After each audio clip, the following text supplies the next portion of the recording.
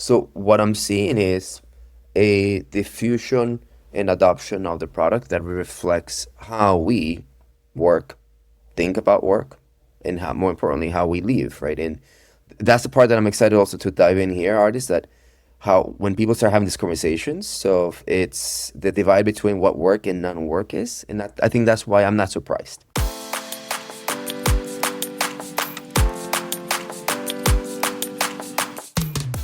Hello, and welcome to Generation AI, a podcast where we demystify artificial intelligence through the lens of higher education and beyond. I'm your host, Ardis Kadiu, and with me today, I have Dr. JC Bonilla. He is in the Midwest, somewhere where I haven't heard before. No, I'm just kidding. He's at our at one of the largest conferences in higher ed, the NACAD conference in Columbus, Ohio. JC, how you doing? Hello from Columbus, Ohio. Hello, Generation AI friends. And yeah, hello from NACAC, the National Association of Admissions and Counselors. Don't know exactly that's how the acronym flows, but that's You what this butchered it, but it's association okay. is for. A little bit, right? This is where admissions and counselors do their magic. Probably the number one, if you're an admissions professional or you're a counselor professional, right, you belong here. So about 6,500 attendees. And yeah, it's great. It's great to mix enrollment management with AI and college vibes because, the sports college vibe here in Columbus, it's great. Every bar, everything has a little bit of, Ohio, go Ohio. So it's great. And reporting back from the field, the conversation about how AI supports operations across higher education, it's just basically dominating everything that we do here. So a good couple of days and excited to see how Element, continues to also lead that conversation among other, technology providers. Yeah, that's great. So speaking of AI and AI adoption, I think we have an interesting episode today. So we're going to take a deep dive and we're going to explore the latest study from OpenAI on ChatGPT consumer usage. This study, and it's essentially in collaboration with National Bureau of Economic Research. It's a working paper and a very, very deep study between OpenAI economic research team and Harvard economist David Deming, and also in collaboration with the National Bureau of Economic Research. So it basically draws on a huge, large scale, analysis on 1.5 million conversations on ChatGPT to track how consumer usage has evolved since ChatGPT launches 3 years ago. Given the sample size and obviously 700 million weekly active users on ChatGPT, this is the most comprehensive study of actual consumer use of AI ever released, which makes this really, really relevant for our audience. It makes it really relevant for those leaders. And we want to dive into this and kind of dissect and figure out what this research is telling us and what are the trends here and what we should look out for. We'll kind of bring a little bit of our, purview to that, or we'll bring our take to it as well. So this study covers consumer plans only, though, right? So it doesn't cover the enterprise or the API usage through OpenAI. This is only ChatGPT. So chatgpt.com and people going to that website and how they're using that. It's so yeah, with a caveat that it signals consumer usage. It's a study that has the creds, and I think that because of the volume, as you mentioned, and how it gets instituted, a lot of chatter around this one, which later on our episode will counter with how Claude sees the world, and you will start seeing a bit of that differentiation because in that one there'll be a bit of enterprise usage, but. Let's dive into this Chat GPT usage, artists, growth patterns. What's happening here? So the first thing is, when we look at the usage of ChatGPT, we can all say that ChatGPT basically has won the consumer mindset. So when you look at the usage of ChatGPT, it's really absurd. You see how it reached 100 million weekly active users in under a year, and you can see that in here from January to 100 million in under a year. But then it accelerated, and what we see today is closer to 800 million weekly monthly active users, and this is kind of going as an exponential curve of the usage, which is incredible here. What we're talking about is, this research. There's a paper, and if you're not watching us on YouTube or if you're not looking at this through our video, we're just going to be referencing a whole bunch of the graphs and a lot of the charts and the data that is in the report, and we'll go through it. So if you have a chance, go follow along with that. If not, we're going to try to do our best to actually describe what we're seeing and kind of the trend here as well. If you have eyes on this, what you're seeing is basically a classic style growth curve, right? Exponential, that it's beating, that represents about 10% of the world's population in terms of usage.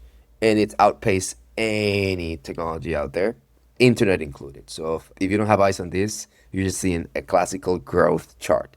Very, very fast growing.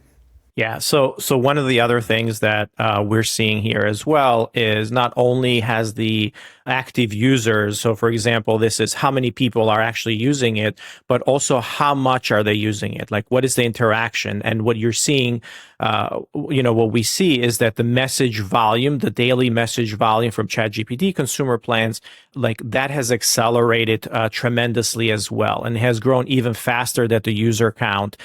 We're seeing here that cohorts that have been around for a long time, the usage has kind of been steady, but then as new users come on board, the usage of those users, the message volume has increased up to 7 or 8 times on average. So they're using about 7 or 8 messages per day on average. So imagine now, this is incredible. Thinking about, you have a question, you probably go in there, you ask it. You asked that conversation once, but now this volume is increasing drastically and going back and forth with the chatbot. So huge growth there in the back and forth on the messages themselves. And where in 2024 we saw that being maybe 2x messages, just asking very simple questions. Now those conversations are going even higher than that. So let's move on, JC. So ChatGPT also has become kind of a global tool, and yes, what we're seeing here is kind of the adoption in low-income countries is rising much faster and reaching this high penetration far quicker than any other technology before. If you think about the internet, it took the internet 23 years for 90% of the usage to be outside of North America. And we're seeing that for ChatGPT, the usage is less than 3 years. So it's taking less than 3 years for 90% of the usage to be outside of the US, as part of this data. So what are your thoughts around that? I mean, combining the two, right? The first, that when we see that a lot of the growth came from both new users, right, but also the increased intensity of current users, then as you double click on how it is regionalized, the disparity of infrastructure, right, where low economies, low GDPs, I would say I'm going to see that intensity being augmented more on high GDP, high economies. That's not being seen. It's an actual reverse relationship. I think that is fascinating. I think it's very interesting to just note that this phenomena of, I'm gonna chat GPT XYZ, right? It's happening on places that I did not think was going to be there today, right? So it's a global phenomenon, as I said. And it's fun to see it kind of stand out on those type of utilizations. Probably one of the reasons why we can say it's the type of conversations that are taking place, and we're going to do a deep dive on how the conversation work, non-work, and the type of things that is taking place. But yeah, it's spreading everywhere.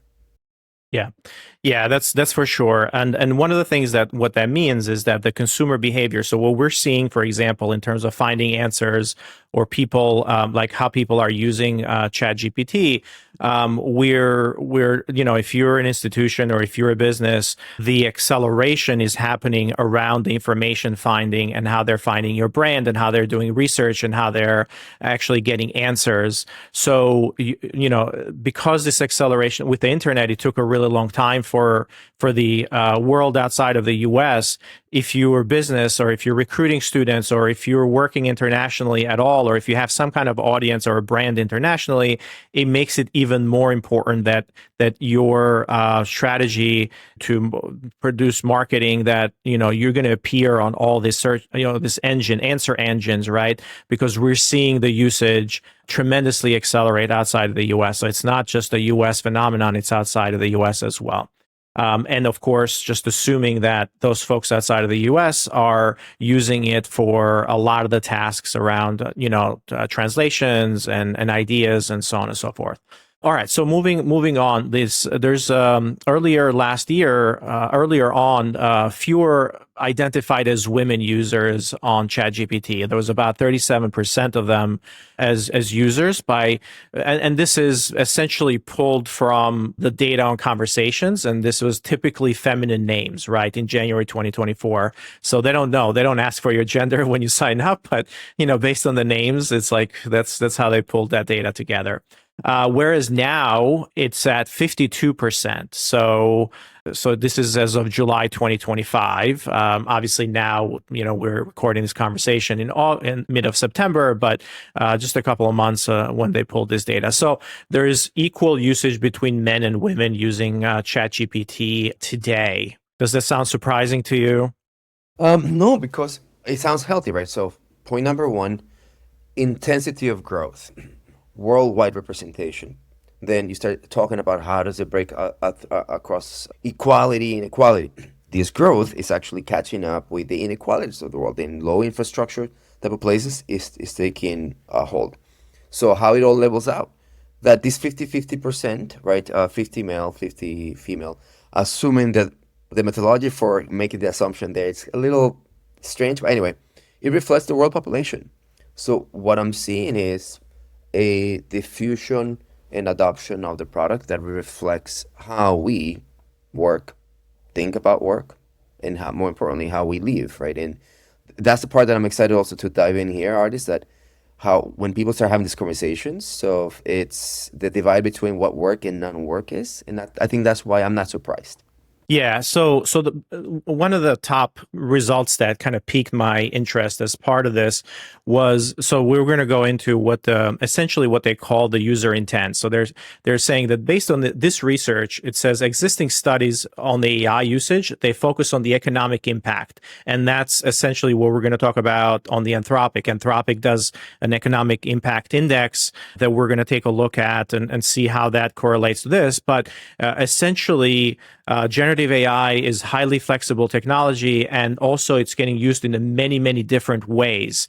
So in order to learn more about how people seek to use generative, they essentially introduce classifiers that talk about the intent of the usage. So they talk about asking, doing, expressing. So what is the intent of the usage of AI in these different areas? And also they specify on different sections or different types of tasks as well.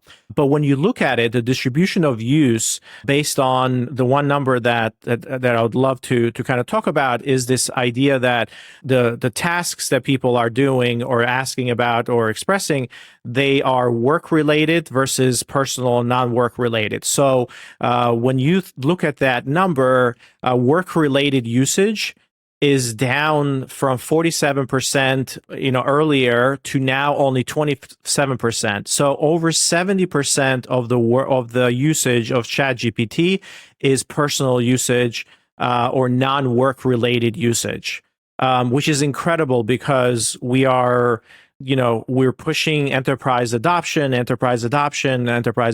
talking about how we're bringing ChatGPT in. So this is surprising to me, but it's not surprising because, it's just such a transformative technology that I can totally see the acceleration being done outside of the enterprise. Our usage has stalled a little bit internally. I see people using or doing the same exact things that we're doing a year ago, right? And kind of the types of work that they're doing in ChatGPT. So I'm not really surprised by this as I look at the element use cases and how people are using it. What are your thoughts around it?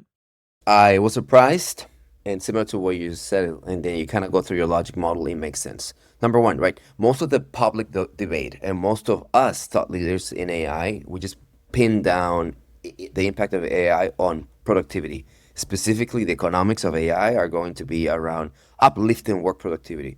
But what we start seeing is that productivity at work, yeah, it's interesting, but productivity at home, it's its own thing, right? So the way we think about automating workflows and improving efficiency, yeah, but I can do that in the way I cook, the way I educate myself, the way I tell stories to my kids, and that's basically a reflection of the reality. So non-work home productivity, it's what's dominating our AI on like meal planning, tutoring, I guess a lot of healthcare, self-care, right? So in everyday communications, we're seeing it. I think product strategy, it's something that if I am on their side, I'm looking at this data, like what does this mean in product strategy? And it'll be fascinating. And that'll be my last point, right?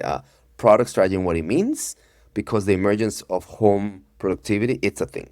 Yeah, exactly. But so let's take a look at that usage pattern a little bit, JC. So when you think about asking, and there's these three categories of use. So we talked about asking, doing, and expressing, and that's how they kind of separate those three. Asking is kind of advisory information seeking. So about 49% of that is used on it's all about asking. Doing, you talk about task completion, things like drafting, coding, planning, and that's doing. That's about 40% of the usage is on that. And then the last one is expressing. So like reflection, play, personal expression.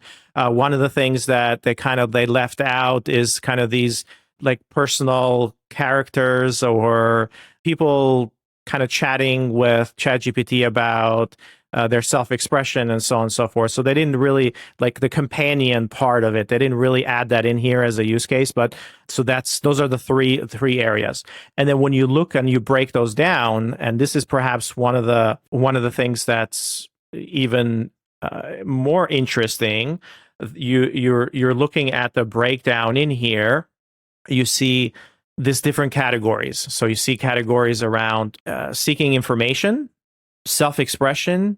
We see practical guidance, technical help, writing, and multimedia. So they have broken that down into all of these. So practical guidance, that's about 29% usage. And then within practical guidance is just a lot of asking, right? So not a lot of doing. So it's like, hey, how do I do this, and so on and so forth.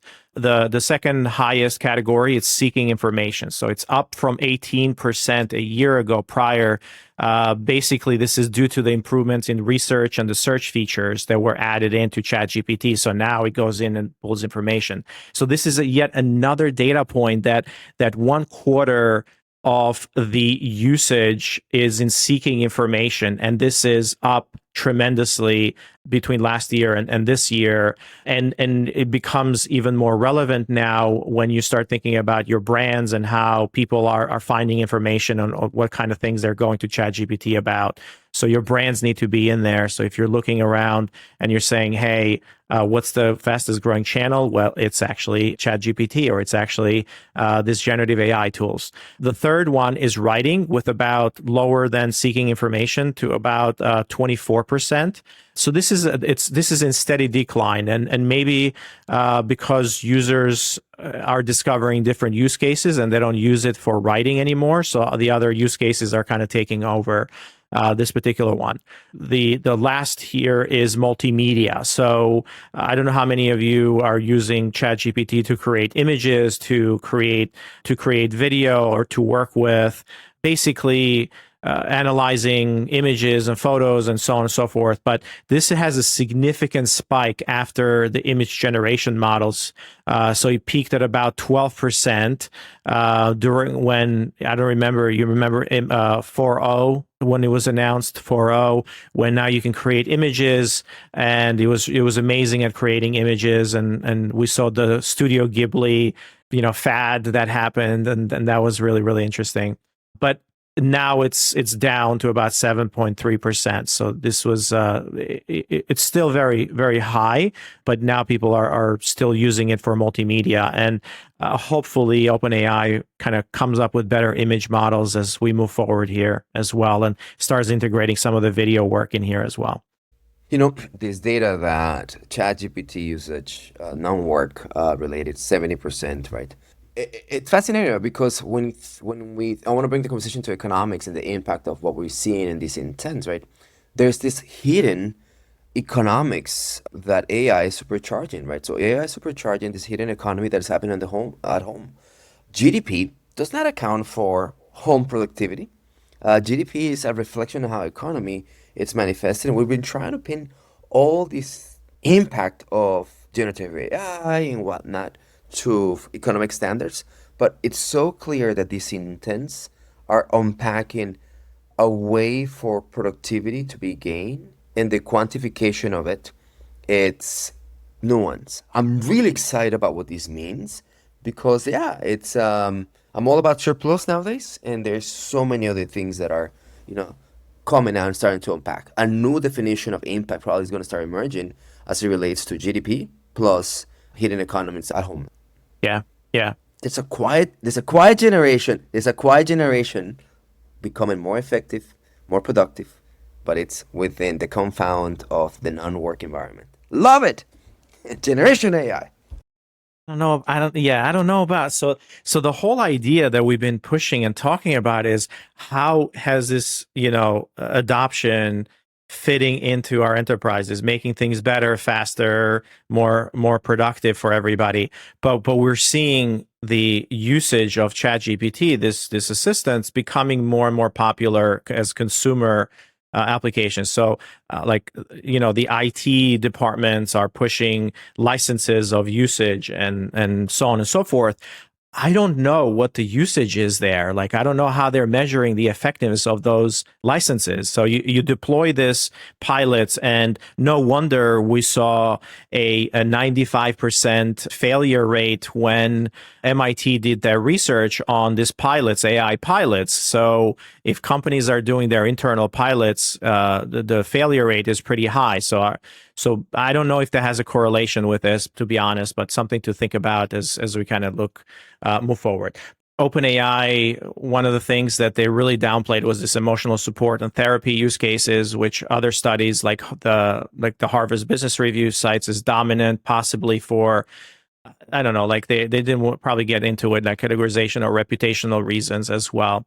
And then there's this debate amongst analysts that some of these patterns are suggesting untapped verticals where, we're starting to think about how there's a lot of startup opportunities as you look at these different kind of patterns and verticals, or there may be warning signs that's like, hey, this larger use cases of AI, they're going to eat everybody's lunch. So do not build products or platforms in these different use cases.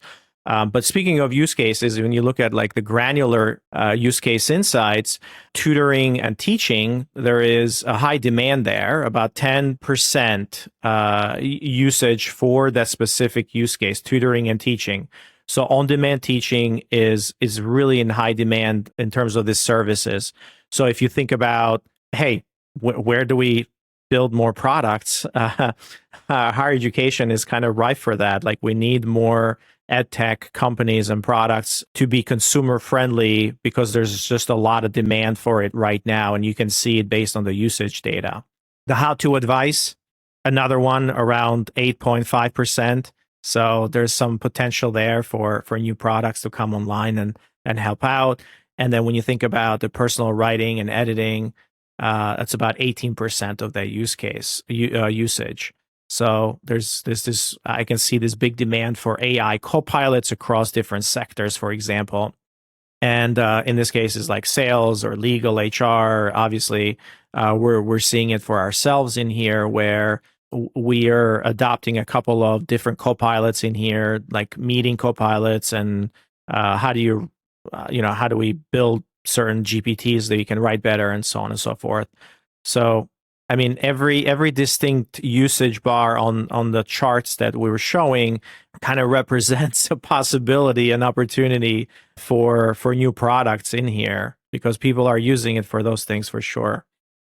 And this is where, as we see this usage and use cases, every bar chart that we show here it looks like a potential startup to me, artists. I really like, oh, so we can all go into tutoring and teaching, or maybe the how to advise or emotional aspect of it. And this is the part that is it a startup, a greenfield type of thing, or a graveyard? And that's where it's so interesting to me. What I mean with startup is like, oh my gosh, ChatGPT is just starting to expand and telling me that there's an opportunity for me to go. It says 10% of the usage is in tutoring, so let me do assisted, teaching around, ChatGPT type of conversations. Or I'm gonna say, I'm never gonna touch this as a startup or a new idea because they're grabbing all the air out of that conversation and the attention is being centralized. I really don't know how to interpret this as greenfield or a graveyard of new idea, new innovation, right, as it relates to these emerging use cases. So it's very interesting. Plus, this is being done, as I said before, within the economics of the household. So if you to bring the co-pilot idea and the assistant idea, I feel like at home we all have this unpaid assistant that is helping us, right? Because we're not talking about it in terms of economic and impact. So yeah. Yeah. Yeah. So if I were to summarize, basically, it's fascinating the trajectory. The insights that I took out of this were the types of intents that people are using ChatGPT for is, rising around finding information, and that use case is becoming better and better. So like, doing work, like using it outside of work with about 70% versus 30% in at work related versus not work related. That was fascinating to me. It kind of shows that people are using it on their own a lot more than they're using it at work, and it's being driven by this personal usage. So very, very similar to what we saw with mobile adoption, like bring your own device to work. And so enterprise is still very slow, and we're still thinking about how do we fit it into our data systems and so on and so forth. And then we saw the international use case. 90% of the usage now is outside of the US. So your audiences and your channel are people are using the same tools, and it becomes even easier now to kind of build for this AI models or ChatGPT, so your content and everything else can be in there. So when you look at the consumer usage, now we move on to Anthropic, which they also put out they have put out multiple of these. Every 3 months they put out what they call an economic index. And essentially, they analyze anonymized conversations the same way, both from Claude and their API. And it covers the consumer chatbot and also the API usage, which is business and automation usage. And what they found was that whereas in ChatGPT, we didn't see very much coding or programming because that's moved on to the API, we saw about 4 or 5% or something very small. Here they see that coding is by far the dominant use case on Claude, about 36%. Autonomous automated usage is rising. So this means that people are delegating full multi-step tasks to Claude or API bots. And that's up to about 40% of total conversations. Whereas 3 months ago, it was about 27% previously. So think about this, like more complex workflows are being done. So whereas ChatGPT, we were looking at the consumer side, the individual users and perhaps companies that are using ChatGPT for their enterprise or pro usage and so on and so forth, more for personal usage, we're seeing the API usage in Claude and Anthropic. Coding is becoming, more like one of the dominant use cases right now. We're also seeing that autonomous larger tasks, this more agentic, you can say more agentic tasks, is up significantly. So we're doing more and more work and workflows. So it's kind of a tale of two cities, so to speak. It's like I'm not sure, how to think about these two different sides of this coin. Perhaps if you look at the API usage on OpenAI as well, it'll probably tell you a similar story where the business and the enterprise and the use cases are moving there faster, but people using ChatGPT is maybe a lighter load around this non-work related workflows. So as a product, as somebody who's building products and who's looking at this, my thought process is, okay, the generic chatbots or the generic assistants like ChatGPT, Claude, whatever, they are grabbing the vertical use cases or people personal use cases about finding information, or just asking questions and so on and so forth, whereas the vertical work related workflows are still very difficult and cannot be replaced with a very simple chat GPT. So chat GPT is not making a big dent in enterprise, and we still need vertical specific applications in order to do that. Think about, like we said, coding, a big one, agents, another one. So you need companies like Element 451 to bake those into products, into agents, and then enterprises and institutions buy those agents, and then they get the work of AI or the benefit of AI through those agents, rather than just using a generic like ChatGPT and saying, okay, I'm going to benefit, my whole organization is going to benefit because I'm adopting ChatGPT. There's just so many things that can go wrong, from prompting to standardization to all these different things. I don't know. That's how I'm thinking about it. What are your thoughts?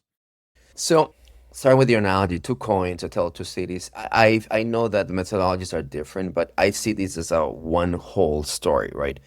ChatGPT, because the way the data is captured, it would tell the story of how consumers are using it. It reflects this data, specifically as it relates to the global distribution of the data. Like a 50-50 split, 10% of the world, geographical spread. Moving to Claude, what we start seeing, obviously, is how the enterprise uses that, right? And of course, think about the geographical spread as it relates to, let's say, the US. On the Claude data, it was very interesting to see how the type of conversations and the type of things that we're seeing, it reflects the local economy. In New York, it was all about finance. Hawaii, all about travel and tourism. Massachusetts, about science and scientific. So the two coins, the two cities, are very, in a sense, very complete. How the co-pilots are improving non-work related and how they think about it, and how then the divide between automation and augmentation at the work is where it's at, artists. And this is so that's, I guess, my last component. On Claude, what I find is it's fascinating. It's all right. If Claude tells me a better story of how we use it at the workplace and how the elements of the world, or you get your, at work, whatever you do, you get your own AI tech stack. We're having the divide of what I need to automate and where I start doing my augmentation. And in the data, the type of automation tasks on Claude have a decline, artists. The low-hanging fruit for automation, it's done, in my opinion. And some of us organizations, and I see that element, we're starting to struggle to see which one are the next use cases that we could automate, and they become harder, right? So there's a really interesting story of where the automation at work is going to take place and the type of tasks that are going to be grabbed. So I'm looking forward the next round of research that comes from Claude that tells us the story of where automation is taking place. But automation has increased. It's just the tasks that it's doing are slightly different now. Yeah, exactly. I think the automation is increased drastically when you're looking at it through kind of how fast these models are getting, and kind of what the work is, what type of work they're allowed to do now. The deep research has become indispensable for us, as we're, as any topic right now, we start with deep research. So those are becoming more and more relevant. So JC, when you look about, from the Anthropic side, think about like the major bottlenecks that we're seeing right now is Anthropic is saying that the report says that the major bottlenecks are around data, context, readiness. And this is a question, this is something that we've been talking about before, where the high level use cases, or the one shot tasks that you can get done in ChatGPT, those are, or like basically asking the AI to go back and forth and help you kind of navigate through something. But if you want enterprise usage, the enterprise has very distinct data and context. And when we talk about 2026 as the age or the year of agents, we need a lot of context. So context engineering, we talked about moved from prompt engineering to context engineering a few episodes ago, and context becomes this really, really important, area where context orchestration is really something to watch out in 2026, because that's where all of the value is. So agentic workflows are all about, yes, the smarts of the model, the workflow. How do you build the workflow step by step? And that's a know-how in the enterprise.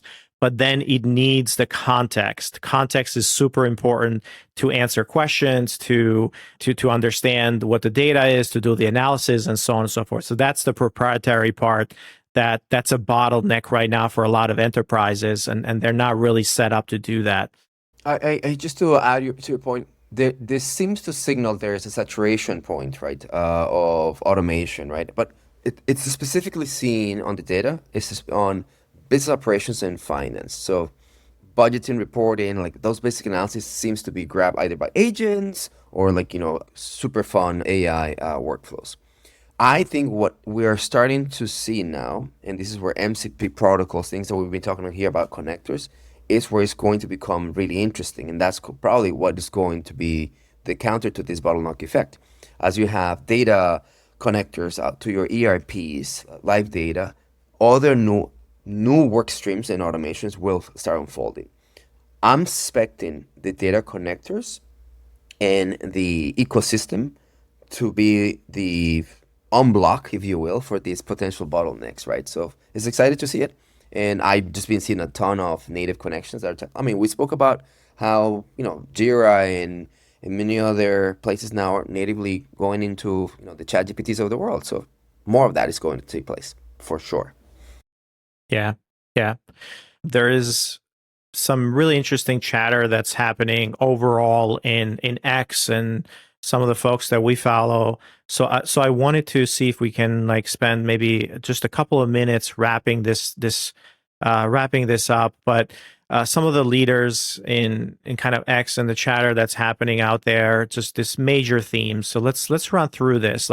What are the leaders on X? What are they signaling about the kind of this AI adoption that's happening right now? And of course, we can kind of superimpose it around the two different reports that we just saw, or two different studies that we just saw. All right, let's do it. Let's jump in. Yeah, cool. So budgets are increasing. So exec sentiment is strong. Many plan to boost AI budgets and stand up governance this year. So that's one of the sentiments that's available. And we obviously this is a common one. Everybody's spending more on AI. We're seeing it. There's AI budgets. If you're a leader that is not investing in it or don't have a separate budget line for it, this is probably one of the big things that you should be planning for, not just 2025, but 2026. It's a major year that you should have separate budget lines and start thinking about what that looks like for the year. Capacity is greater than cost. Leaders prioritize capacity and workflows impact over pure cost savings. AI is expanding software, TAM, not compressing it. It's just basically, this is linked to your prior comment on budget. This is not slowing down. Yeah.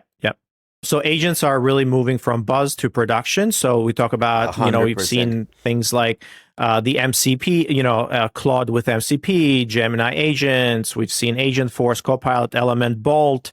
A lot of these are moving into production, and they have been in production for quite a while with Element Bolt. So we're seeing a lot of that, and now we're seeing the ROI that's coming in from that as well. But others are also being, there's real measurable results and cost outcomes as part of these, right? So success correlates with integration into the existing enterprise platforms and data.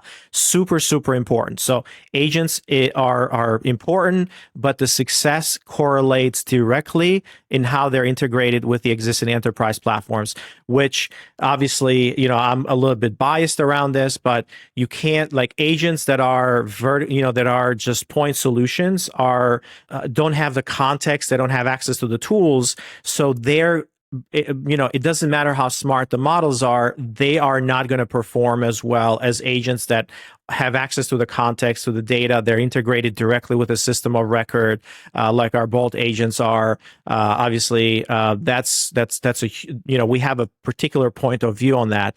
Our agents also obviously integrate with Salesforce and Slate and all the other things, but that's going to be something that's going to keep an eye on. I got a good one. Trust and benevolence still matter, right? So the conversation hasn't disappeared, right? Employee trust remains a limiter. Many of us, we see that when we dropped technology, like, can I trust it or not? A lot of our clients and the universities that we support, they still talk about hallucination as a problem. Like, they start the day with with those limiters. However, at the same time, industry specific AI and explainability is becoming so much better and is helping on adoption. Reasoning, in all the unpacking that we can do on the black box of AIs supported by agents, it's making this conversational trust and easier to manage. And I'll leave you with this one, so you can do probably the last one for us in the show. What is working right now? It's that AI being deceived is not working. So this is done by AI. As such, I would process and interpret as AI produce versus I don't know where this is coming from, right? That deceptive aspect, I don't think it's working really well. And specifically as it relates to trust, that's the game changer. Yeah. And so one of the things that obviously, again, we talked about bottlenecks, but companies are adopting hybrid models, right? So orchestration is a bottleneck. It's like, how do you plug it into your workflows? We're seeing That's here an hard. element That's as well. hard. But It's hard. artists, this is, for example, one of your superpowers, right? That some orchestration also is a talent. Not only is a technology problem, right? Not everyone is an integrator, orchestrator, and yeah, it's a hard one. Yeah. So I mean, so when you think about agents and you have to think about like the data and the context orchestration, and that has to be part of this agent strategies. Like, you have to make sure that you kind of have these agents become very, very useful when they have all of that context as part of this cross workflows. So when we kind of think about this in terms of higher education, what's going on?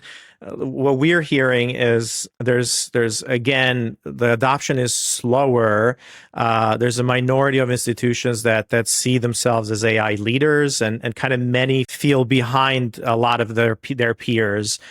Few have comprehensive AI strategies. We're still seeing kind of strategies being built and teams being driven to this, but it's it's happening very slow. So most explore kind of these scattered use cases rather than campus-wide programs, and it's something that we're seeing over and over, where they're dipping their foot in the water a little bit and saying, well, I'm going to use it for this specific thing. I'm going to buy a point solution in order to solve this particular problem, or just doing outreach or phone calling, versus like, okay, I need to have a full platform strategy where, how we're implementing it across the whole campus with a platform. So that is still happening right now. I'm going to call that 2026, that is going to go away, and parks are going to look for consolidation of agents into larger platforms that are integrated with their data systems in there. Core blockers are still budget constraints. So higher education, they should have thought about putting budget aside for AI last year in 2024, and today it's late already. Like, you think about the budget cycle, we're not gonna see this. So there's a concern with institution buyers, and the budgets are still not there. I'm hoping that they can take away some of the other software and replace it, or some of the budget that's for people, and kind of put it into these agents. There's a lot of technical infrastructure issues. Obviously, the integrations are pretty weak, and data is locked up in the SISs, or this legacy kind of platforms. And then we talk about the government's privacy and academic integrity. Like 75% of CDOs, they see moderate risk to academic integrity still. This is the case. So 2 years later, or even a year later, they still don't have this. They still have this lack of of policies. So we're seeing a lot of adoption, though, in marketing, enrollment teams, and obviously you're at NACAC, you're seeing it all over the place there. But marketing and enrollment is happening. Student support, obviously, we're seeing a lot of adoption there. And advising, like we're seeing Element and Bolt become really, really useful in a lot of those different areas.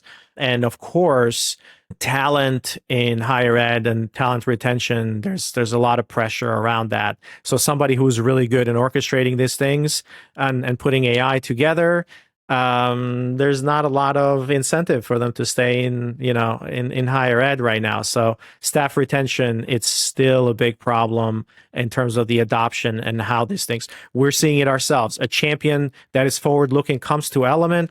They say, I want to adopt Element, the agents to do this in the workflow. Like 3 weeks later, that person leaves because now they got a better job, or they went to another institution, or they moved into the private sector. And we're like, okay, you were very forward thinking, so we're now left without that champion of forward thinking. So how do we think about that? It's going to be really, really interesting as we move forward. All right, should we wrap this up? I think we talked for quite a bit. This is my last comment, so you can then take us home, and I'll finalize with, we see a ChatGPT story that dominates how we live our lives. We start seeing how through the Claude data, the automation versus augmentation divide continues to unpack, and the geographical spreads, either global adoption, very uniform of how the population is represented, or the reflection of enterprise with the economies, the specificity of the economies that the state or their locations have. For higher education, my last comment, and this is what all your points of unlocking budget and talent, and today, being this conference, it's very obvious. We still see an AI as features, but we need to start learning to see AI as outcomes and the outcomes that they drive. That will change everything, and we use this data to basically inform how the outcomes will take place, right? So I'm excited for us, Element, and you and I in this podcast to continue to inform the conversation of how AI, it's a mover of outcomes and not just one more tech feature in our tech stacks. All right. Well, thanks, everybody. Until next time, I think that was a good wrap up. Thank you, everybody. Generation AI is part of the Enrollify podcast network. If you like this podcast, chances are you're going to like other Enrollify shows too. Our podcast network is growing weekly, and we've got a wide range of marketing, enrollment, and higher ed technology shows that are jam-packed with stories, ideas, and frameworks, all designed to empower you to be a better higher ed professional. Our shows help higher ed leaders and professionals like you find their next big idea. They feature a selection of the industry's best as your hosts, like Jamie Hunt, Seth Odell, Jenny Lee Fowler, Brian Gross, and many of your favorite leaders in higher ed. Enrollify is made possible by Element 451, the next generation AI student engagement platform that's helping institutions all over the country create meaningful, personalized, and engaging connections with their prospects and students. Learn more at element451.com.